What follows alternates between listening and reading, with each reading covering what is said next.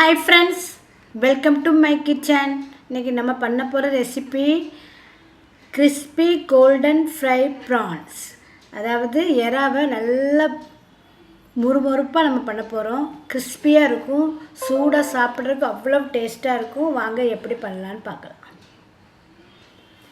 கிறிஸ்பியான இறால் வறுவல்.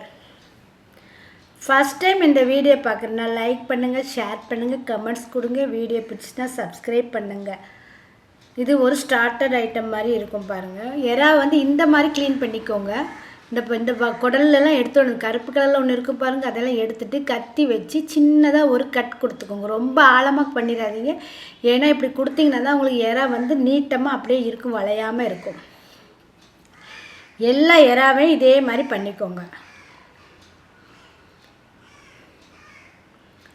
பாருங்கள், எல்லாம் இது ஒரு 15 பீஸ் கிட்டே இருக்குது பாருங்கள். எல்லா இறவும் இதே மாதிரி வாழை எடுக்காமல் வாழையோடு சேர்த்து பண்ணுங்கள். இது கூட மஞ்சத்தூளும் உப்புத்தூளும் போட்டு மிக்ஸ் பண்ணி சைடில் வச்சுக்கோங்க. இதுக்கு நம்ம ஒரு பேட்டர் ரெடி பண்ண போகிறோம். அதுக்கு 2 டேபிள் ஸ்பூன் அளவுக்கு கார்ன்ஃப்ளவர், 2 டேபிள் ஸ்பூன் அளவுக்கு மைதா,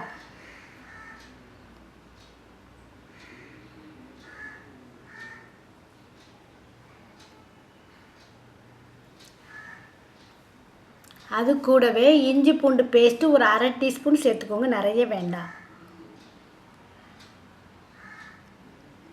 அது கூடவே 1 டீஸ்பூன் அளவுக்கு பேக்கிங் பவுடர், மிளகுத்தூள், காரத்துக்கு ஏற்ற மாதிரி மிளகுத்தூள் போட்டுக்கோங்க. மிளகாய்த்தூள் போட்டுக்கோங்க, காரத்துக்கு ஏற்ற மாதிரி மிளகாய்த்தூள் போட்டுக்கோங்க.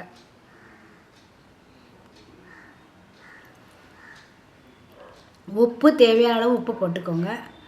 ஒரு முட்டை எடுத்துக்கோங்க, அதனால் பீட் பண்ணி அதில் ஊற்றிக்கோங்க. நல்லா கரைச்சிக்கோங்க. முதல்ல நல்லா கரைச்சிக்கோங்க.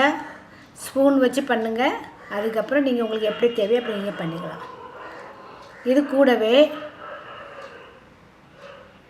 ஒரு 2 டீஸ்பூன் அளவுக்கு தண்ணியும் 2 டீஸ்பூன் அளவுக்கு ஆயிலும் விட்டுக்கோங்க. ரொம்ப விட வேண்டாம். நல்லா கட்டியான ஒரு பேட்டர் உங்களுக்கு ரெடியாக இருக்குது. இந்த பேட்டரில் தான் நம்ம எறாவை டிப் பண்ணி நம்ம பொரிக்க போகிறோம். நீங்கள் பிரெட் க்ரம்ஸ் கூட நீங்கள் யூஸ் பண்ணிக்கலாம். எறாவை டிப் பண்ணிவிட்டு இங்கே பிரெட் க்ரம்ஸில் டஸ்ட் பண்ணி கூட நீங்கள் பொரிச்சிக்கலாம். அது இன்னும் கொஞ்சம் நல்லா டேஸ்ட் நல்லாயிருக்கும். எப்போவுமே இந்த ஆயில் டீப் ஃப்ரைலாம் பண்ணும்போது சின்ன கடாயில் கொஞ்சமாக எண்ணெய் வச்சு பண்ணிக்கோங்க. எண்ணெய் உங்களுக்கு வேஸ்டேஜ் ஆகாமல் இருக்கும் பாருங்கள்.